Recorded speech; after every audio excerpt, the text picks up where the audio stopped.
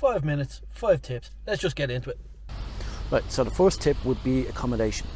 Where to stay would be Dublin city centre. Now it might look more expensive than say the suburbs, but if you factor in the distance and the cost of travelling from outside of the inner city, it's going to start to add up. So your best bet is to try find a place in the city centre at a reasonable price. If you're interested, I can do the research for places that would be good to go visit, and I can leave a link below for Agoda. It will be an affiliate link, so I would probably make some money off of it, but not much, and it wouldn't affect the actual price, whatever way that works.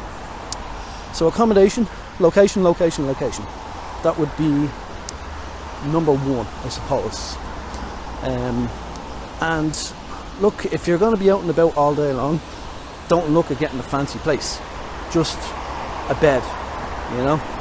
So if you're young, a hostel is perfectly fine. If you're a bit older and mature like me, you want your own space and room, then just go with a hotel, or you might get an Airbnb, but the prices might be a little bit more higher on those. Bonus tip: make sure to be prepared for the weather. Next is transport.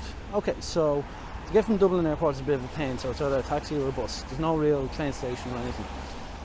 But watch out, there's some buses that are a lot more expensive to get you into the city centre, but you can just get the standard Dublin bus. So that comes on to the next one. Download the Dublin Bus app. It's free, and it will show you the fare cost, which is one of two. If you're paying cash, it's either $1.30 for a trip within 3 kilometres, or $3.30 for anything after that. It will show you routes, timetables, when the next one is about, and then also at most bus stops we now have like the timetables telling you when the next bus is available. So don't rule out public transport. We have the Green Line and the Red Line, Lewis. Green Line is south to north basically, and Red Line is east to west, west to east, whichever way you're going. Then if you're going out of Dublin, you have Connolly, Euston, and you have Bus Oris, which is close to Connolly. So you use all them to get out of the city, and you use the Lewis and the buses to go around. Taxis will be expensive, even for short inner city things. You're looking at probably minimum 5, because there's a pickup fee. So even when you get into the taxi, just getting into the taxi, your man's going to press a button and it's going to be up like €2-3. So next one is, don't forget to include the free stuff. So there's so many things you can actually do in Dublin that are actually free. Walking around the parks, art museums, galleries, history museums, so many things. So always make sure to check online to see if there's any events going on. There's usually some local concerts or something like that going on that are usually free.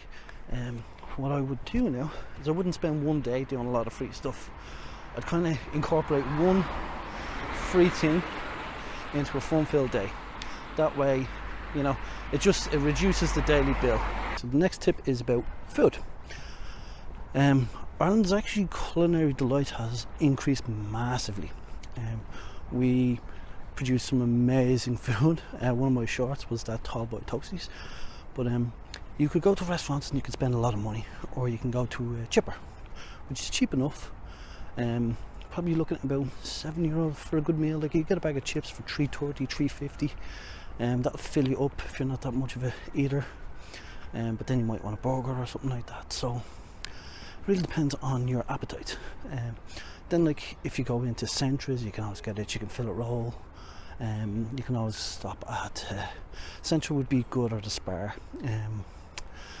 or Texaco, or like even a petrol station. You go in, Subway is fairly cheap enough. So like, if you're looking to keep your budget down on food, don't go to the high-end restaurants. Maybe go once or twice. Pubs as well have a bit of high price as well. So if you want to keep the price down, go to those places. Also truck vans. I know in Marley Park they have like a kind of a food stall thing on Saturdays, and I was surprised. I spent £6 or I spent like €5 on a burger. It's on one of my other videos, and it was delicious. So if you're looking for cheap food, you can get it here in Ireland. While Dublin is a safe country, well, it's a safe city to be in, I want to bring up safety. Just always be aware that pickpocketing does happen. Mobile phones are also stolen from the hands. Now, the majority of areas that you actually go to, safe, perfectly fine, but just keep your wits about you. And also at night time, people with a few drinks on them can then start to, whoops, sorry, I almost showed my face there, you know, bar fights and stuff. So just, even though it is safe, just don't let your guard down. You know, go out, have a good time, but just be aware that even though it is relatively safe, there still does be a bit of crime going on. And also on safety as well, just be careful of the roads as well. Cars are coming from different directions, so just look both ways twice, just to be safe. Let's slow it down for the bonus one. Right, money. Cash is always king, but we do accept Visa, MasterCard. Amex is very hard to get places now. Mask up, because people then think I'm a weirdo. We do accept Google Pay, Apple Pay. We're fairly modern when it comes to payments, so a lot of digital is acceptable.